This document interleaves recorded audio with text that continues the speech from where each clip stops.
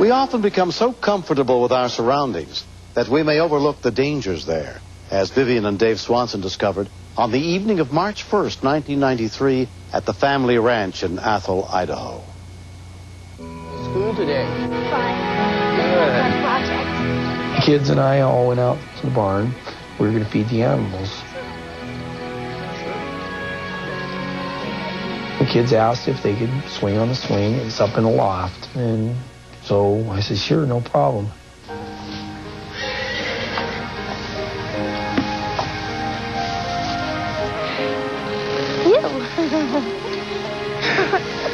do you say, bullet? Huh? A little hay here. Okay. Put your foot in. And out.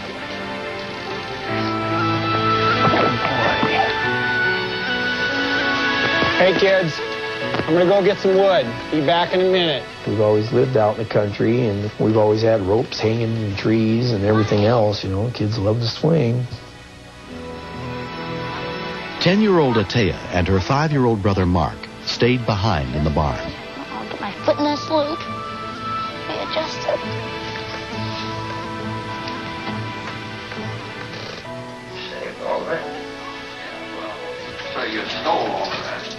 All of a sudden, the door came open, and Mark steps in and says, Taya's hanging by a rope in the barn. From the rope in the barn.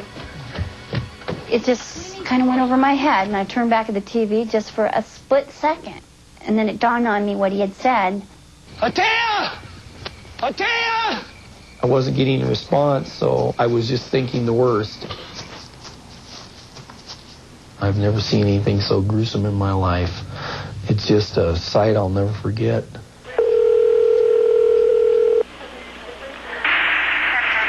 I need an ambulance. What's the problem? I think my daughter just hurt herself in the barn. Accidentally. Okay, ma'am. Calm down. I can understand what you're saying. What happened, you know? I don't know. My son just came in. He said my daughter was hanging from the rope by her neck.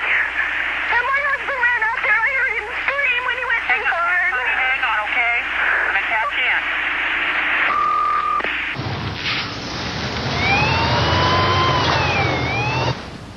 As soon as I got her loose, I checked the pulse because I didn't know if she was alive or dead. And I had a pulse, but she wasn't breathing. So I cleared her throat, and I started to administer rescue breathing. Come on. I've never had to use CPR in my life. But now, the first time I'm ever using it, I'm using it on my own daughter. Come on, Tia. Come on, Tia. My daddy was breathing into her because she wasn't breathing. Come on, I was scared because she wasn't going to be around anymore. I looked up in the loft and I said, Dave, how is she? And he said, Vivian, she's almost dead.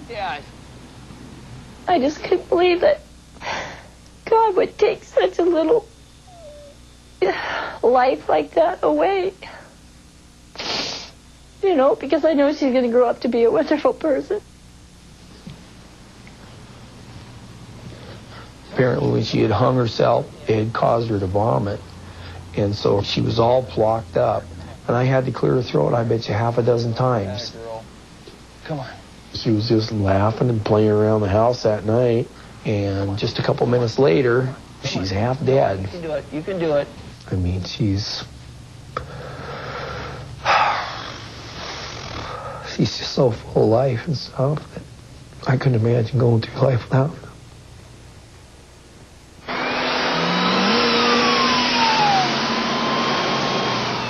Dad, she's going to be okay? She's going to be okay, Marky.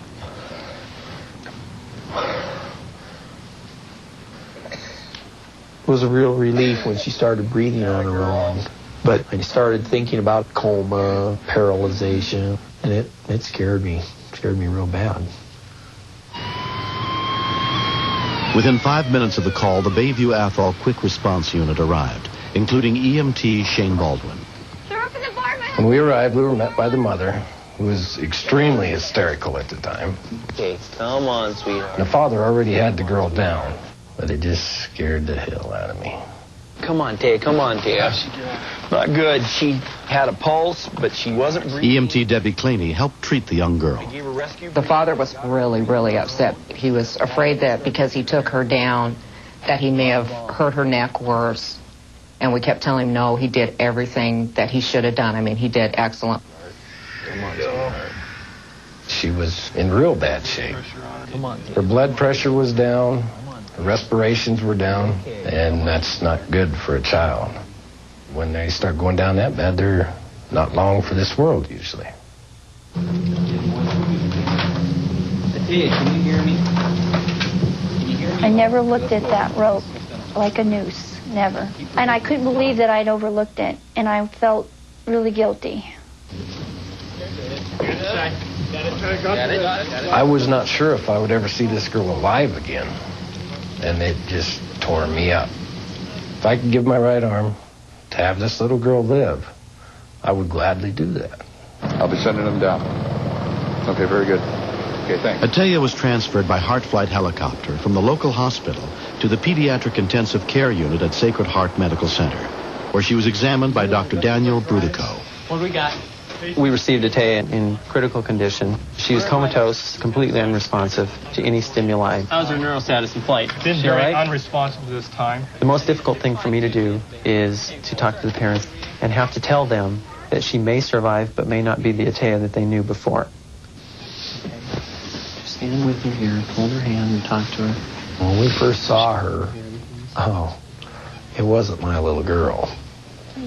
They had tubes and everything out of her, and it was so sad. Pretty sad.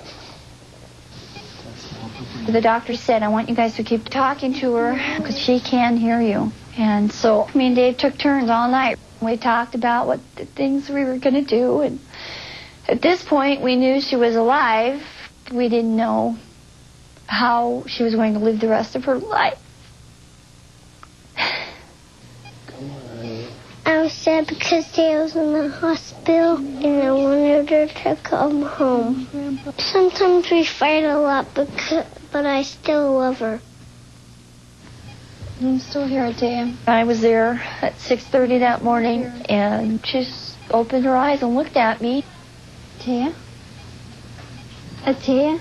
I said, do you know who I am? She just nodded her head, and I knew she was going to be all right.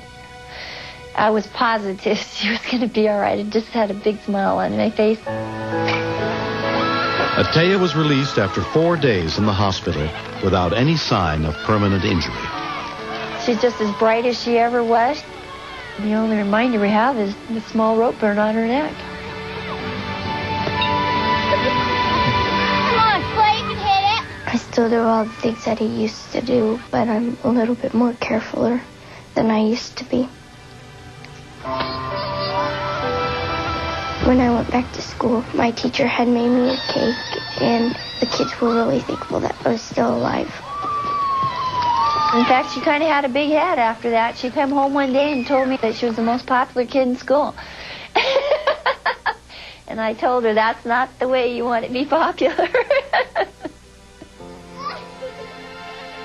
We don't have the rope there anymore. We cut it down, but we made a new swing that you could probably never get her on. Hey, my turn! I was just so thankful that Mark reacted the way he did. For him to run all the way from the barn to the house and told somebody, that's what saved your life.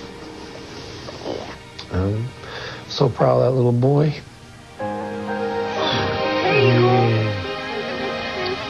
I'm glad my sister's okay because she's my friend.